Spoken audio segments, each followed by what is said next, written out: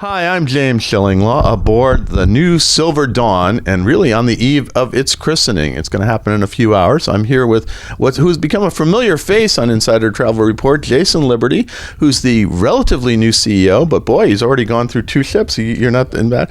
And we're going to go to the christening tonight. And we wanted to have a chance to chat with Jason about both this christening and Royal Caribbean Group as a whole and everything in between. And you'll find out about that and more on Insider Travel Report.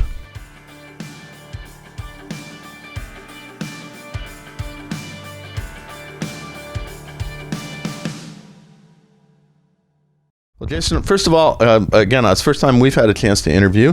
I was at the press conference yesterday. I'm the guy that joked that I was late because I was in the spa because I had to try Otium, which is the new spa. Have you had a chance to try it? I have not had a chance to try it yet. Oh, you got to try it. You got to try it. I've been through it, though. It's beautiful. It is beautiful. It's a beautiful area. And then they have, this other salt concept, which I'm sure you've tried a little bit, although you just got on yesterday. Yeah, but I've tried it before. Okay, I've tried it before. Yeah. And your skin is glowing, so you must have had a great time at the spa. I had a great time, and I don't know how many more massage treatments I could get in different ways, but it was wonderful. But let's talk about this. Let's talk about Royal Caribbean Group overall. Here we are. We're emerging, hopefully, from the pandemic.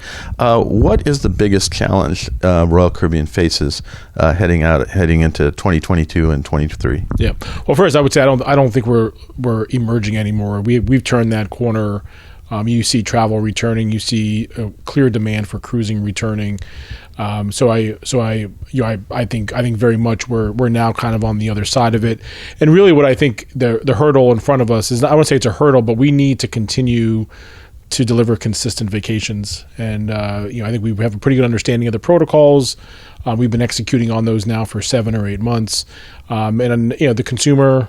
Our travel partners are looking for consistency, and that's what we've been now bringing now for several months. Now, one question I don't know if you can answer is, we're all worried about the war in Ukraine, its effect on travel to Europe. I've seen surveys that some Americans are hesitating about booking vacations, especially to Europe. Are you seeing any kind of hesitancy among your customers right now? Sure. Well, we are in a quiet period as a public company, but what I would say is we have a very diversified business. We have a diversified portfolio of brands that go to over 1,000 different destinations around the world, and of course there's always some level of angst that when horrific times like this that's happening in the Ukraine is occurring, but our guests and consumers find other vacation destinations for them to want to go to.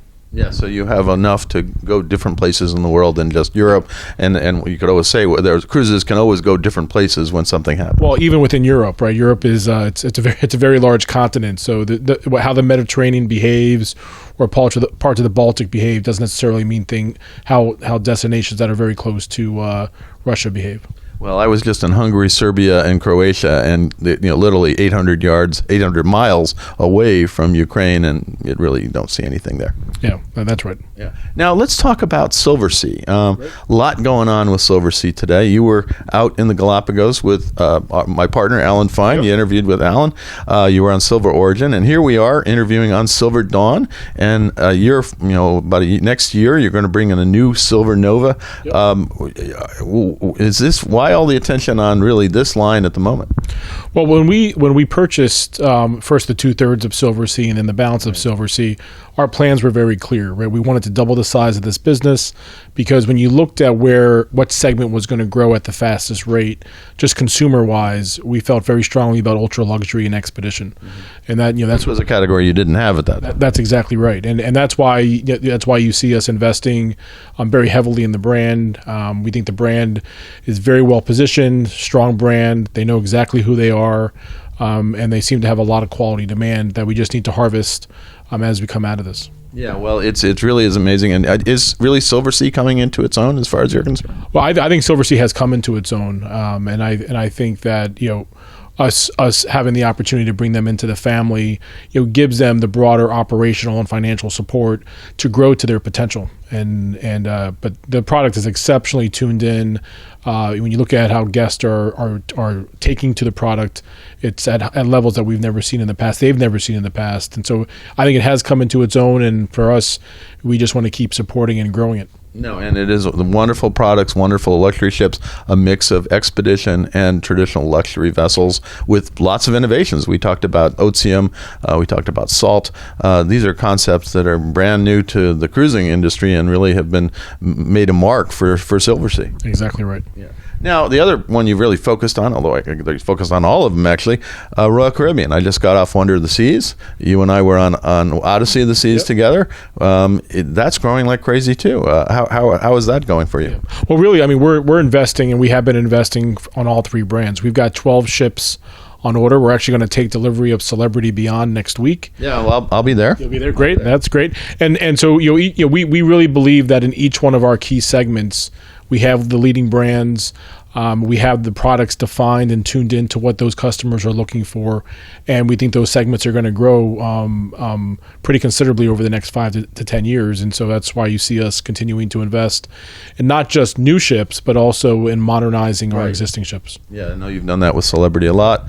And let's talk overall, because Celebrity, as you mentioned, Celebrity Beyond's coming up. There are other ships in the pipeline.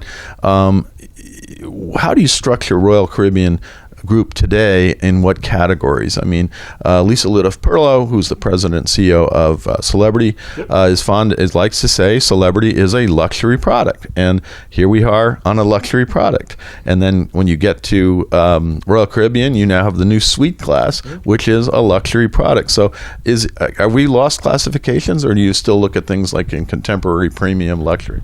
Yeah, well, I think I look at it less about a tagline or a label on a category, and because it's tough to kind of paste, that it's exactly the same depending on the experience that our guests are looking to do. But I think Royal, I describe it as really the ultimate multi-generational travel experience. I think Celebrity, which is a kind of premium product that moving into that luxury space, and luxury is a broad term. Yeah. And then ultra luxury and expedition, Silversea, and that's what we see here on Silver Dawn. That's what we see here on Silver Origin when we were on the ship in the Galapagos. So, I think when you look at it less by label but more by the demographics and psychographics, that's where these brands are perfectly aligned. Now, you're taking over as CEO from a guy who's been in cruising. I mean, he's one of the originals. Yep. Richard Fain. I've known him a long time. How do you hope to make your mark and what is your mission that you got from the board and from him and when he passed on the baton? Yeah. Well, I've worked with Richard for 17 years, and his value system is my value system. And he even gets better hairstyle now. Yeah, he's better hairstyle. The curls are fantastic. But the strategies of the companies are, I've been head of strategy for the past well over a decade. So these are strategies that I were recommending and that we've been employing. I think mission-wise, it's very clear to myself. It's very clear to our employee base. Our goal is to go out, deliver the best vacations in the world, and we need to make sure we're doing that in a responsible way. So the environment is a very kind of important part of my kind of mission, which is how do we go about decarbonizing our business? How do we invest more in our communities, and really making sure that our ecosystem is benefiting and moving along as we continue to be successful. Now, Richard and you both were very supportive of the travel agency community during the COVID era. You were the first one came out for actually giving loans to travel agencies. You did all kinds of things that were very supportive of the trade, and still I don't think the agency community is quite out of the woods yet. They're waiting for income to come in. They're starting to look. Things are looking great for 23, end of 22. Are you going to continue these programs, or are you continue to support the trade? Yep. Well, one, we are very much partnership focused. We always have been. It's helped us through the pandemic, and it's also for us to provide that partnership mentality to the trade, who really are our partners. When you step back, it's an ecosystem, right? And so our travel partners are really a channel of choice for us. We have this kind of this relationship where we both benefit from those partnerships, and so we will continue to understand what the needs of the travel partners are and find our best way to be able to support them. And I mean the loan program or other cruise care program or travel partner programs we have, it wasn't because of a need. It was, we need to make sure that ecosystem is as strong as possible. Yeah, no, the distribution system is important to your business and obviously for the agent's business or travel advisors as well. We go out to about 100,000 travel advisors, Insider Travel Report. I think we're the largest database out there of all the trades. And what would you say to those travel advisors today about the future, about Royal Caribbean and its main divisions right now, about Silversea? Yeah. Well, what I would first say is that thank you for being incredible partners. Second, we are very focused on delivering a consistent experience, so that as you're out there booking cruises for us, that we're making sure that we're delivering on all of that.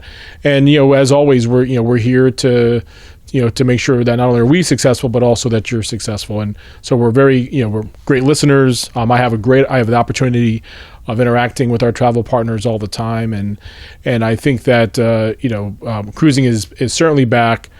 We are out of this pandemic and into an endemic state. And we know how to deliver the best vacations in the world. And that's what you should be expecting from all of our brands. Absolutely. Well, Jason, I want to thank you for taking the time here aboard Silver Dawn. I look forward to hopefully seeing you on Celebrity Beyond in London. I'll be there for the christening for that. And it seems like you do it once a month these days. Yeah. We're certainly busy with christenings these days. It's great, and it's great for the industry, and you're doing a great job so far. You're just is it always going to be this way, a christening every month? I don't know about every single month, but certainly a couple a year. Thanks again. I'm James Shillinglaw aboard the Silver Dawn, just a few hours away from the christening of Silver Dawn. And you'll find out about all that. We're going to be writing about it even further on Insider Travel Report.